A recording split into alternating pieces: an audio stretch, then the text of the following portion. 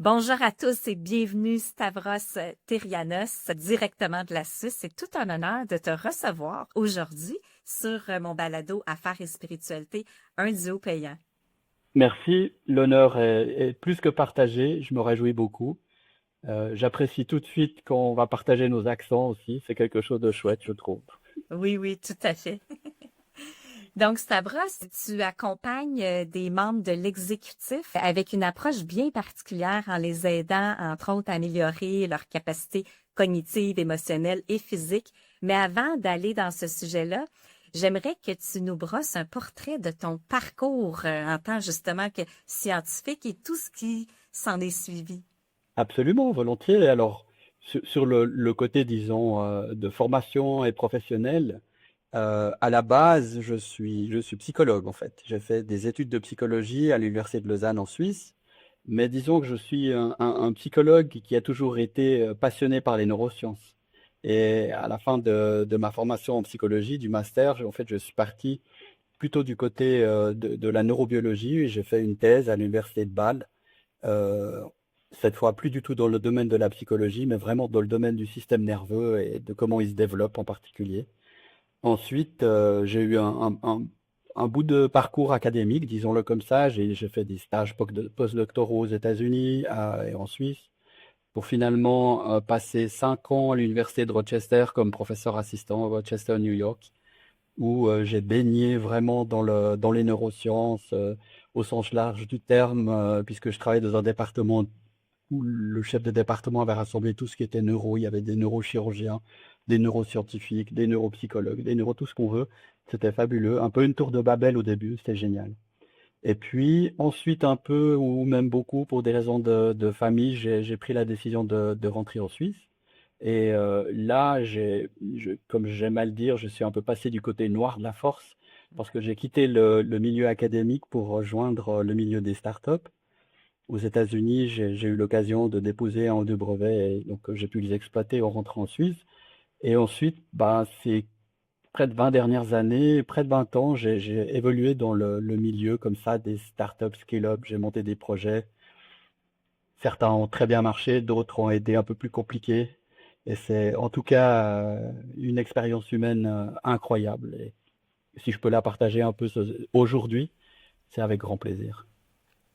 Et puis, Stavros, qu'est-ce qui t'a amené au projet sur lequel tu travailles actuellement? Parce qu'on aimerait avoir tous les détails. Oui. Donc, ce que j'ai essayé d'expliquer, c'est que si je dois me caractériser sur le plan professionnel, je me présenterai comme un entrepreneur scientifique. Donc, j'ai un peu cette double casquette du scientifique et sans que ce soit du tout une religion pour moi, la science, c'est quand même quelque chose qui me gouverne et qui m'aide à aller de l'avant.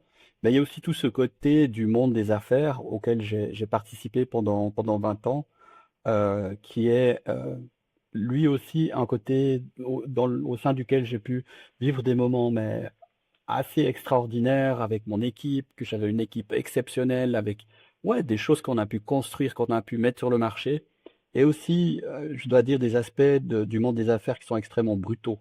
Et ça, je pense que c'est important de le dire et de le relever. Il y a des moments dans la vie d'un entrepreneur scientifique il n'y a pas d'autre terme que de dire brutaux. Physiquement, mentalement, émotionnellement. Hum, Et ça nous permettra aussi de parler de spiritualité, justement. Mais je crois que à la fin de tout ça, et en contemplant mon âge qui avance, je me suis dit que finalement, on a des rêves d'enfant. Des fois, on veut devenir astronaute, on veut devenir whatever. Mais on peut aussi avoir des rêves d'adultes. Et en fait, ce que je suis en train de vivre, c'est un rêve d'adulte. C'est-à-dire de mettre un peu, de rassembler un petit peu tout ce que j'ai pu apprendre, que ce soit sur le plan scientifique, que ce soit en particulier sur le milieu des affaires, les difficultés et la souffrance aussi qu'on peut rencontrer dans ce milieu. Tout ça, c'est des mots évidemment qu'on ne doit pas dire et qui sont tabous et on doit toujours paraître. Mais dans les faits, je crois qu'il y a beaucoup de gens qui sont en difficulté et qui rencontrent, malgré toute leur bonne volonté, ouais, des moments qui sont pénibles. Et c'est ce qui m'a donné, c'est ce qui me motive à faire ce nouveau projet, qui est axé effectivement sur la prise en charge, pour l'instant, de cadres et de cadres supérieurs, parce que finalement, c'est là où j'ai évolué, mais et qui s'adresse à des aspects de performance, parce que je crois que le monde des affaires, c'est un monde où on doit être performant, où on fait autre chose, hein, il faut juste l'admettre, à des aspects de performance et en renforçant l'idée que en prenant soin des aspects de notre esprit, de la manière dont on appréhende les choses, dont on vit les choses, sur les aspects aussi très émotionnels de ce qui se passe, sur la- le style de vie qu'on a quand on est dans ce milieu. Je pense il y a une demande et un besoin pour avoir des gens comme moi qui l'ont vécu, qui l'ont fait, mais qui ont aussi des connaissances, voilà, un peu plus axées sur la psychologie ou la neurobiologie ou les neurosciences pour adresser ce genre de problème avec des gens qui en ont besoin. Qu'est-ce qui est le plus brutal dans ce que tu as vu par rapport à la performance des exécutifs? Alors, je vais parler de moi. Je le dis parce que c'est ma propre expérience, mais j'ai pu le voir de manière très reproductible et je suis sûr que parmi nos auditeurs et auditrices et auditeurs, il y a des gens qui vont se reconnaître. Euh, on a un devoir d'excellence d'abord quand on fait quand on a ce genre de projet et quand on est dans cette dynamique, on a un devoir d'excellence. On ne peut pas faire les choses à moitié. Il faut que ce qu'on produise ou ce qu'on crée, ça tienne la route. Dans mon cas, ça devait tenir la route autant sur le plan scientifique que sur le plan commercial. Pas toujours évident, mais on doit le faire. Donc on a un devoir d'excellence. Et puis, quand on est dans ce milieu, on est aussi très passionné. Donc on le fait jour et nuit s'il faut. On n'a pas de limite. Et puis on se rend compte que malgré tous nos efforts, toute notre bonne volonté, malgré tous les efforts des gens qui nous entourent de notre équipe, ben, on va tomber sur des gens pour qui ça suffit pas. Et simplement, ça suffira jamais, en fait. Vous pouvez produire ce que vous voulez, vous pouvez amener des résultats concrets, mesurables. Il y a des aspects parfois qui font que, voilà, il y a des gens qui représentent aussi d'autres personnes qui vont faire en sorte que ce soit jamais suffisant, que ce soit jamais ce qu'il faut, parce qu'il y a parfois des agendas derrière où c'est normal qu'il y ait des tensions entre les gens qui investissent et les entrepreneurs, c'est parfaitement normal, ça fait partie du cycle. Mais je pense qu'il y a des gens qui ont un peu oublié les aspects de capital intellectuel, de capital social, de capital émotionnel, et qui ne mettent en avant malheureusement que les aspects de capital financier. Et c'est pas une critique, c'est comme ça que le système fonctionne. Mais malheureusement, il y a des gens qui ont un petit peu largué les amarres et qui ne mettent en avant plus que les aspects financiers, ça mène à des catastrophes. Oui. Puis notre corps, j'imagine, qui est pas prêt à subir tout ce qu'on lui donne en termes de charge mentale, le manque d'équilibre, le manque de sommeil. On en parlait d'ailleurs, là. Toi, tu regardes aussi la Bien condition sûr, physique aussi bien sûr, de bien tes sûr. clients. Bien sûr, il y a plusieurs manières d'en parler. Il y a pas mal de gens, et j'aborde aussi dans ma pratique ces aspects, qui considèrent un petit peu les cadres ou les entrepreneurs ou les chefs d'entreprise, quelle que soit leur fonction, comme des sportifs d'élite. Et j'ai travaillé dans un projet avec des sportifs d'élite, des médaillés olympiques, je vois assez bien le profil, je vois assez bien les contraintes, la pression, et c'est vrai qu'il y a des parallèles. C'est vrai qu'il y a des parallèles. Toutefois, je pense qu'on ne peut pas réduire la performance dans le milieu des affaires à une performance qui serait un miroir de la performance physique pure d'un sportif d'élite. C'est un peu plus compliqué que ça. Il y a des différences qui sont marquantes. Donc, il y a ce désir et cette volonté d'aborder la personne qui est soumise à ce stress constant, et je pense que ça va pas en se calmant, hein. Euh, et de lui rappeler simplement parfois, de rappeler des principes de base. Au début, quand je suis quelqu'un, les gens me disent, oui, mais attends, on fait rien de spécial, on fait rien de particulier. Ben, c'est juste rien de spécial et de particulier qui fait toute la différence. En quoi est-ce que ça fait la différence, justement? Bah, je crois que l'idée, c'est de rappeler, d'abord, d'aller plus loin, c'est de rappeler aux gens, bah, on parlait du sommeil, on peut prendre cet exemple, que si on veut tenir la route, pas pendant une saison, mais pendant 2, 3, 5, 10 saisons, l'hygiène ou la discipline du sommeil, elle est fondamentale. Et en particulier, ce qu'on fait juste avant d'aller juste avant de dormir, l'heure avant de dormir et puis l'heure après.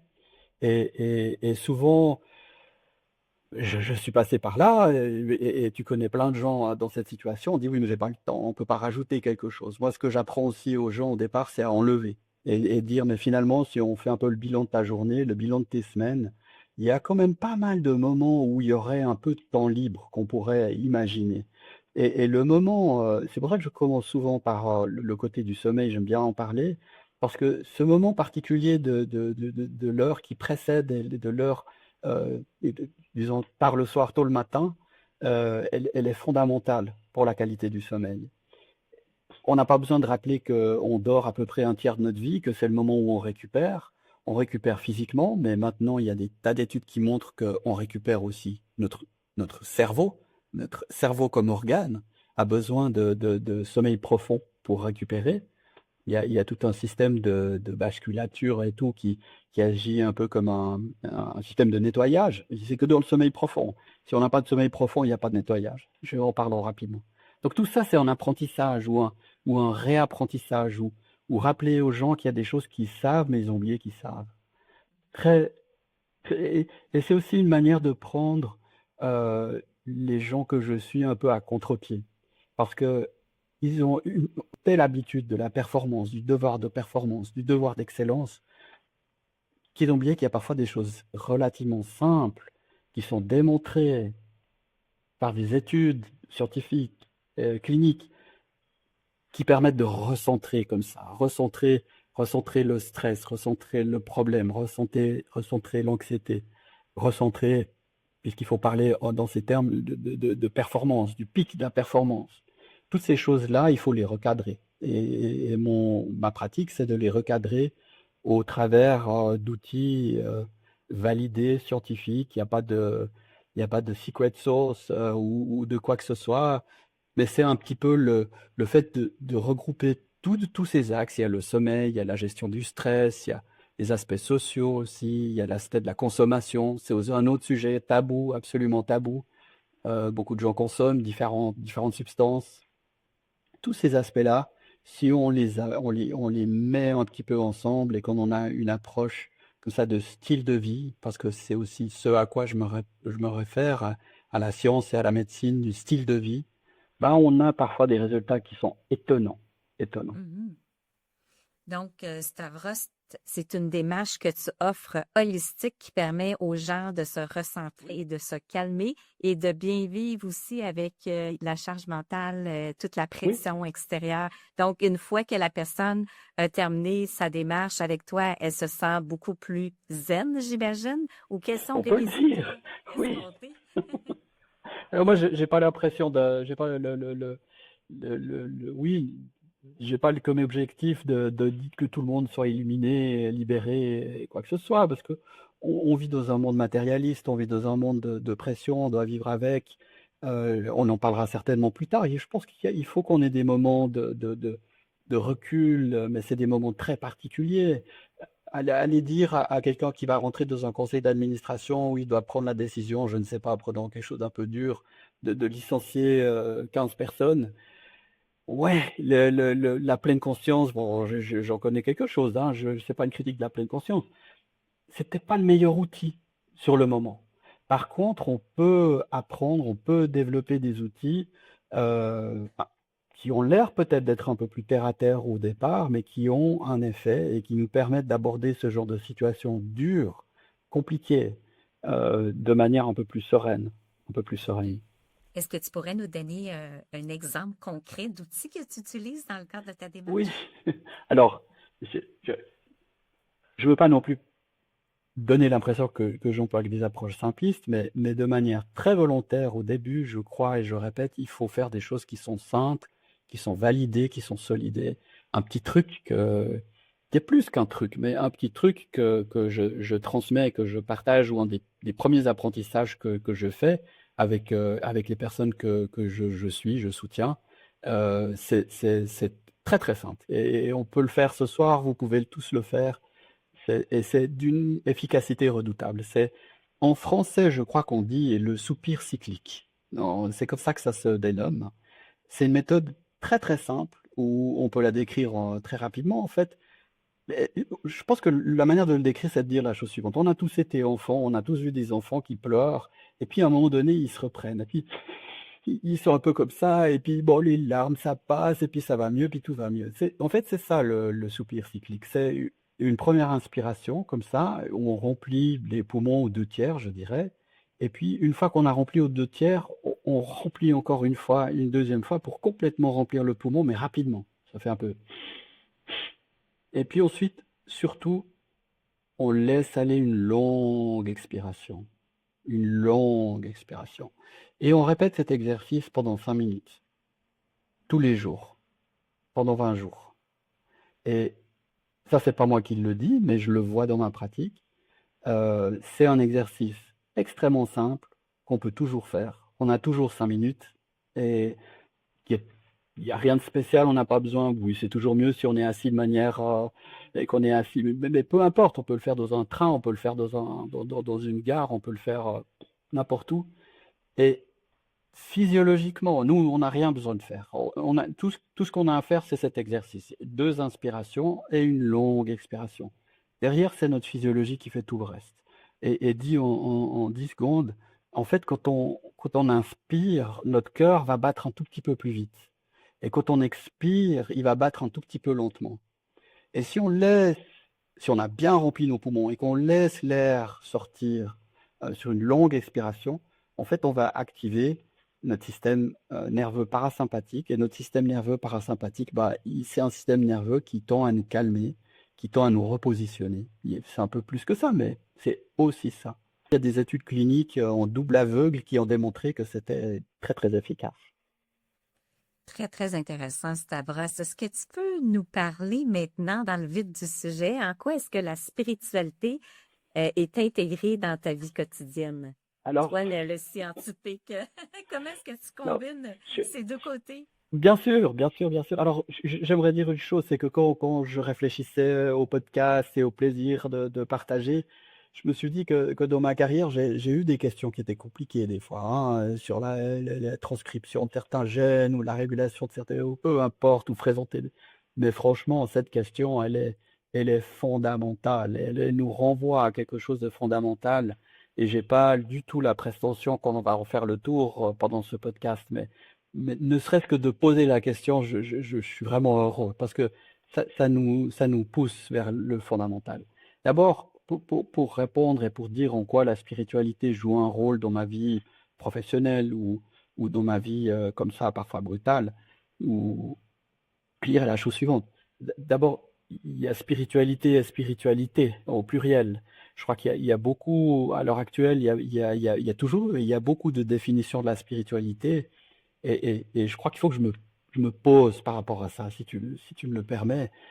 Dans la spiritualité, j'ai de la peine à donner je peux répéter par cœur une définition, mais c'est pas très intéressant. Comment est-ce que je me représente la spiritualité? Je vais donner une image. Et pour moi, la spiritualité, c'est pas moi qui l'ai inventé, mais je trouve que c'est vraiment une belle image. C'est un peu comme un diamant. On peut l'imaginer comme un diamant. Un diamant qui a été taillé. Et c'est un diamant qui a plusieurs facettes. On peut imaginer hein, un diamant avec plein de facettes comme ça. Et puis, il y a un éclairage. Là, on avait juste un coucher de soleil très spirituel il y a peu de temps. J'imagine ce coucher de soleil illuminer ce diamant. Chacune des facettes va refléter une autre couleur. Et c'est ce mélange de couleurs qui va rendre le diamant magique et qui va le rendre, qui va lui donner sa beauté. Un diamant en soi, voilà, bon, c'est bon, d'accord, ça vaut très cher ou quoi, mais en soi, c'est pas grand-chose. Par contre, quand il est illuminé par la lumière du soleil, tout d'un coup, toutes ces facettes vont donner différentes couleurs. Et je crois que la spiritualité, c'est ça, c'est un diamant avec beaucoup de facettes. Et ce soir, ou aujourd'hui, on ne peut pas parler de toutes les facettes. Et je vais d'abord dire de quelles facettes je pense qu'il faut volontairement, dommage, mais on va les mettre un peu de côté. C'est vraiment les aspects du sacré et de la dévotion et des rites, en fait. Dans la spiritualité, il y a toujours du sacré, il y a toujours de la dévotion, il y a toujours des rites. Autrement, c'est pas une spiritualité. En même temps, si on parle de spiritualité et de monde d'affaires, je pense pas que ce côté du sacré et de la dévotion, ce soit la chose qu'on doit mettre en premier devant. Il y a d'autres facettes, il y a beaucoup de facettes dans la spiritualité. Une ou deux des autres facettes qui moi, me mènent et me permettent d'aller de l'avant, c'est cet aspect de quête intérieure, d'interrogation je reviendrai dessus peut-être pour un autre tout petit exercice, sur le qui suis-je et comment est-ce que je fonctionne. Et puis, c'est un aspect. Puis il y a forcément un aspect aussi d'une manière ou d'une autre de chercher une forme de libération, d'émancipation. Et je crois que ces deux facettes de la quête intérieure et de ce flux comme ça qui nous pousse vers une émancipation, ces deux aspects de la spiritualité qui m'intéressent depuis très très longtemps et qui, je pense, sont applicables dans un milieu professionnel et dans le monde des affaires. Et quelle technique est-ce que tu utilises en particulier pour rencontrer ce centre? Alors, je- là aussi, c'est quand même incroyable. Il y a tellement de techniques à l'heure actuelle. Il y a tellement de techniques. Moi, ce que j'aimerais utiliser plutôt que technique, c'est le mot outil. Si dans ce cadre, hein, en élevant le sacré, la dévotion et tout, dans ces aspects un peu plus pragmatiques ou plus immédiats et ces aspects qu'on peut chercher à appliquer pour de vrai dans notre vie de tous les jours, on vit pas dans un monastère, encore qu'on pourrait dire que dans les monastères, la spiritualité et surtout les aspects de méditation, c'est pas aussi évident qu'on veut bien l'entendre. Mais pour quelqu'un qui a une vie de laïc ou qui voilà une vie active, euh, la spiritualité, et je le dis avec un respect énorme, c'est aussi un outil. Ça nous permet d'aller du point A au point B. Il y a une démarche spirituelle, il y a un parcours spirituel qui est évoqué dans toutes les spiritualités. Hum, et pour aller du point A au point B, ben, finalement, la spiritualité, il y a un aspect fonctionnel, un aspect instrumental de la spiritualité qui n'est pas à négliger, qui n'est pas l'aspect le plus élevé, ou pour autant qu'il y ait une hiérarchie. Je ne crois pas qu'il y ait de hiérarchie dans la spiritualité, mais c'est en tout cas un aspect qui est applicable dans la vie professionnelle et dans la vie, dans le monde des affaires. Et la question, c'était, mais toi, qu'est-ce que tu emploies comme technique? Il y a beaucoup de choses qu'on peut faire, et il y a des choses qui sont maintenant assez bien connues. Je pense que les approches de pleine conscience, l'importance de vivre dans le moment présent, les aspects plus d'une forme de yoga, d'une forme de yoga ou d'une autre, elles sont tout à fait valides et j'aime bien le pratiquer parfois. Mais ce soir, je me disais, non, mais là, je vais aussi dire un petit truc qui est peut-être un peu moins habituel et qui, moi, en tout cas, m'intéresse. Et la méthode que j'utilise ou l'outil que j'utilise, c'est aussi quelque chose de très, très simple. C'est la question, qui suis-je? Et je vais en parler pendant 2 minutes et je vais essayer d'être bref à ce sujet. En fait, si on réfléchit un peu à toutes les approches spirituelles, qu'est-ce qu'on veut en fait? On veut, quel est pourquoi est-ce qu'on le fait? Bien sûr, il y a des choses très profondes, mais il y a toujours, je crois, quelque chose, un dénominateur commun de toutes les approches spirituelles, c'est on veut améliorer celui qui la pratique. Hein? On va être une meilleure personne en pleine conscience, ou on va être un meilleur adepte du yoga, ou on veut améliorer quelque chose. Ce qu'il faut dire, je ne sais pas, peut-être que d'autres ont d'autres expériences, mais très souvent, bah, on crée comme ça un espèce d'ego spirituel. On devient un jeu qui est un jeu spirituel. Et ce jeu spirituel, bah, malgré tout, il est rattrapé par la vie de tous les jours, par le monde des affaires, par la vie de famille, par tout ce qu'on veut. Et ce jeu spirituel, finalement, avec le temps, en tout cas c'est mon expérience, il y a quand même des aspects d'anxiété ou des aspects de souffrance qui réapparaissent, même dans ce jeu spirituel, il est là. Et c'est frustrant. Franchement, c'est frustrant parce qu'on se dit, OK, je passe une partie de ma journée ou de ma nuit ou de mon temps à m'adresser à un aspect spirituel, un aspect libératoire, un aspect voilà, qui me permet de mieux comprendre les autres, d'être dans la compassion, name it. Mais malgré tout, il reste cette anxiété et tout. Et le qui suis-je, c'est la petite méthode. C'est pas du tout moi qui l'ai inventée, et c'est pas une petite méthode, mais on peut le dire assez rapidement. On part du principe que finalement, le problème, c'est pas la spiritualité, c'est pas la méthode, c'est pas, mais qu'est-ce qui va m'arriver demain, je suis inquiet, ou ah, je me réjouis beaucoup. Il y a toujours le je dedans. Et le je, il est considéré comme la source à ce moment-là de la souffrance, de l'anxiété, du problème, de l'attente. C'est finalement toujours le je. Mais qui suis-je? Et la méthode, pour la dire de manière très vite, c'est que quand on est en face d'une situation, il faut commencer par des choses assez simples. Mais quand on est à une phase de situation, on se dit, ah, je suis un peu inquiet pour demain. La méthode dit la chose suivante. La première question à se poser, c'est, mais qui est-ce qui est inquiet pour demain? Bah, la réponse, c'est moi. Et la question suivante immédiate, c'est de dire, mais qui suis-je? Et ce qui va se passer, en tout cas, je ne suis pas le seul à le dire, mais moi je le vis quotidiennement. Ce qui va se passer, c'est que quand on se demande, mais qui suis-je? Il y a un instant de silence. Il y a un instant d'absence. La prochaine pensée revient. Il faut que j'aille faire les courses, est-ce que j'ai le temps? Mais qui est-ce qui se demande s'il a le temps? Bah, c'est moi. Qui suis-je? Silence. Et cette question du qui suis-je, c'est un peu intéressant, je trouve, parce qu'il n'y a pas de réponse. C'est pas la réponse qui est importante. Le qui suis-je, il agit presque comme un scalpel pour couper les pensées, couper les émotions. C'est pas les nier, pas du tout. Et c'est pas une approche où on est en position du lotus où on a les yeux fermés ou quoi. Non, on peut être de nouveau, on peut être dans un bus, on peut être dans la rue, on est en train de se dire, ouh là, je suis en retard, qui est-ce qui a peur d'être en retard? C'est je, qui suis-je? Et il y a ce silence. Et si ça prend un peu de temps. C'est aussi quelque chose qu'il faut dire des approches spirituelles. Si on a une approche spirituelle sérieuse, ça va pas se passer en 5 minutes. Ça va pas se passer en week-end. Ça va pas se passer dans un séminaire ultra génial, dans un hôtel et avec tout ce que vous voulez. Ça marche pas comme ça. Il faut faire l'effort. C'est une démarche qui demande un effort. C'est une démarche qui demande une forme de courage. Mais cette question du qui suis-je, si on se la pose et si on prend l'habitude en face de situations compliquées de se dire mais finalement qui est-ce qui ressent ça?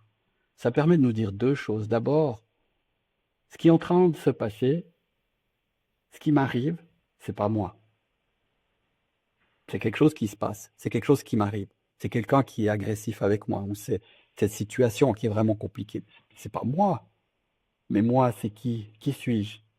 Et on retourne à ce scalpel comme ça qui coupe naturellement le flux de l'anxiété, le flux des pensées parfois négatives, de manière naturelle, et puis qui nous renvoie à l'essence, qui nous renvoie. On parle de spiritualité, bah oui, on parle de l'essence de notre être, si on parle de spiritualité, et ce qui suis-je nous permet de spontanément, immédiatement, de nous ramener à ce que nous sommes vraiment. Et le silence qu'on découvre avec le temps. Au début, ce silence, il dure, mais le temps d'un instant. Avec le temps, peut-être qu'il dure un tout petit peu plus longtemps, un tout petit peu plus longtemps, des petites victoires comme ça. Et ensuite, on va découvrir ce qui accompagne le silence. Et c'est dans cette démarche que je suis. C'est dans cette démarche que d'autres qui ont été beaucoup plus loin en parlent. Et ce que tout le monde dit, c'est que bah, finalement, ce qui accompagne ce silence, c'est une paix intérieure. C'est une sérénité naturelle. Elle n'est pas provoquée. C'est pas parce qu'on a vu quelque chose de joli ou qu'on a entendu quelque chose de sympa ou au contraire qu'on a entendu quelque chose d'affreux ou voilà. Non, c'est quelque chose qui est en nous, qui est tout le temps présent. Alors, donc voilà. Il faudrait en dire un peu plus, mais cette petit truc du qui suis-je, parfois ça permet de couper certaines pensées, certaines émotions qui sont compliquées. Oui, puis le fait d'activer l'hémisphère qui interpelle Bien plus le sûr. côté Ah, rationnel eh oui. diminue justement la Bien sûr, passion. bien sûr, De- bien sûr, À bien sûr. cet effet, juste te raconter quelque chose qui est très cocasse. J'ai un de mes amis qui dit quand il est vraiment hors de contrôle au niveau là, de ses émotions, que ça l'habite complètement, il va compter à rebours des moutons. Donc, il va compter 10 moutons, 9 moutons. Puis là, après les 1 mouton, ça fait que finalement, il sait même plus pourquoi il est en colère ou qu'il est habité parce que il a interpellé le côté plus rationnel, le côté plus mental de l'hémisphère du cerveau, là. Absolument. Alors, en plus, à l'heure actuelle, avec voilà, les progrès ces 10 dernières années d'imagerie fonctionnelle, ce qui est, bon, ça c'est le côté plutôt scientifique qui revient à la charge, mais c'est vraiment passionnant de voir et de se dire que quand on discute de ce qu'on vient de discuter, même de spiritualité, même de méditation, de concentration, on on peut aller voir ce qui se passe. On peut aller voir ce qui se passe. Et c'est impressionnant et c'est étonnant. Et effectivement, on active des zones cérébrales, on active certaines parties de nos hémisphères qui derrière qui sont dans des circuits qui vont nous amener vers disons, des approches de sérénité, de calme il y a une biologie derrière. Et c'est ce que je trouve, c'est là où je me retrouve entre la spiritualité et le monde scientifique. Je pense que la méthode scientifique explique beaucoup de choses et qu'avant d'imaginer, voilà, d'inventer des choses un peu magiques, il faut accepter que la science explique beaucoup de choses. Elle n'explique pas tout. Ça, il faut aussi l'accepter. Il y a des scientifiques pour qui il n'y a que la science. Je pense que c'est aussi une erreur. Mais une des beautés à l'heure actuelle de la science, des neurosciences, c'est qu'on peut commencer à observer ce qui se passe dans notre cerveau au moment où certaines émotions, ou alors certaines méthodes sont appliquées. Je trouve ça passionnant. Et je serais vraiment intéressée à savoir en quoi, par exemple, des techniques de méditation, de yoga affectent directement le cerveau au niveau de la performance. Alors, il y a deux manières d'en parler. D'abord, est-ce que le yoga, est-ce que la méditation affecte positivement le cerveau? Parce que c'est pas aussi évident que ça, hein. À l'heure actuelle, on peut vraiment dire sans aucun doute, sans doute aucun. On peut même parler d'électroencéphalogramme, on peut parler de zones cérébrales activées. Il y a, je trouve, des études qui ont été faites avec, là, alors des gens qui méditent, et ils ont médité pendant 40 ans, 50 ans, 60 ans, euh, et on voit qu'il y a certaines zones cérébrales ou certaines ondes cérébrales qui sont activées, et c'est très, très impressionnant. Voilà, je trouve ça vraiment très, très impressionnant. Maintenant, est-ce que ça a vraiment un effet? La question, c'était de dire, mais est-ce que toutes ces approches, tous ces outils, toutes ces méthodes, est-ce qu'elles ont vraiment un effet à la fin sur le monde du travail et sur la performance et la performance du milieu des affaires? Je pense que la réponse, alors, en prenant les choses sous un tout autre angle, je crois qu'on peut aussi affirmer à l'heure actuelle, sans aucun doute, oui. Il y a, il y a pas mal d'études maintenant qui ont montré que les sociétés qui ont mis en place sérieusement, pas simplement pour cliquer quelque part sur un fichier Excel, mais qui ont vraiment été dans une démarche de mise en place de bien-être et parfois de méditation. Il y a plein de choses à faire, hein. Il n'y a pas de méthode absolue. C'est des sociétés qui sont, je ne vais pas seulement parler du bien-être des gens qui y travaillent, mais qui financièrement sont plus efficaces que celles qui ne le font pas. Et ça, je crois que c'est vraiment quelque chose, ces prochaines années, que des gens comme toi, des gens comme moi, on doit se battre pour faire passer ce message de dire, mais les gars, vous allez augmenter vos revenus en le faisant. Parce que c'est aussi l'expérience que j'ai, certainement plein de gens que tu connais autour de toi, c'est que pour une société, elle est là pour faire de l'argent. Il n'y a aucun souci. On peut l'accepter, pas l'accepter. On peut faire d'autres choses, mais une société, elle est là pour être rentable. Et c'est un peu compliqué encore à l'heure actuelle de faire passer ce message, de dire, mais si vous prenez en charge les gens sur le plan cognitif, sur le plan émotionnel, sur le plan spirituel, bah, vous allez être plus rentable. Et il y a des exemples, il y a des études qui le montrent. C'est vraiment de la musique à mes oreilles. C'est parce que Mais, mais, c'est c'est- c'est- exactement. mais oui, mais l'histoire, c'est que c'est pas. Alors, on n'a pas le temps d'aller dans tous les détails, mais moi, j'ai des tas de références à partager. On peut les mettre sur le site.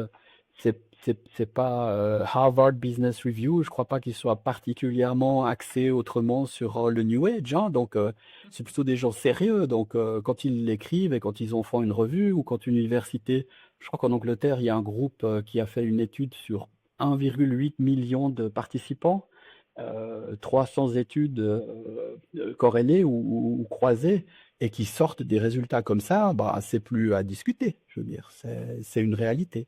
Mais il reste une barrière, il reste un petit peu de difficulté à faire passer ce message. Oui.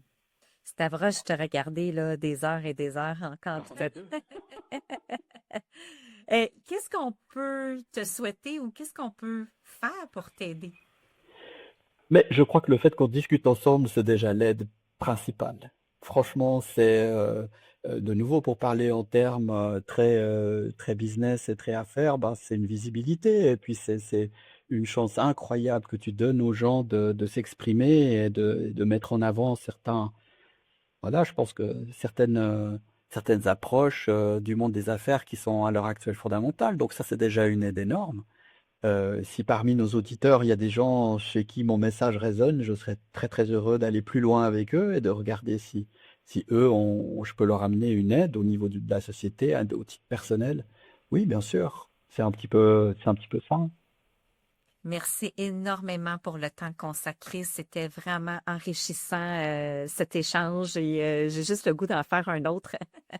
Mais merci beaucoup encore pour ton temps puis pour Mais ton j'ai pas vu le temps expertise. passer. J'ai pas vu le Et, temps passer. oui, et surtout ta crédibilité de tout ce que tu amènes. Tu as quand même un background PhD en biologie, neurosciences, en psychologie, et c'est un amalgame de plein de disciplines qui fait en sorte finalement que ça fait de toi quelqu'un qui est très complet, très crédible et très professionnel dans ton métier. Alors, j'encourage les gens d'aller suivre ta démarche qui est au-delà du coaching, qui est vraiment une approche Oui, holistique je te et qui remercie, se... Mylène.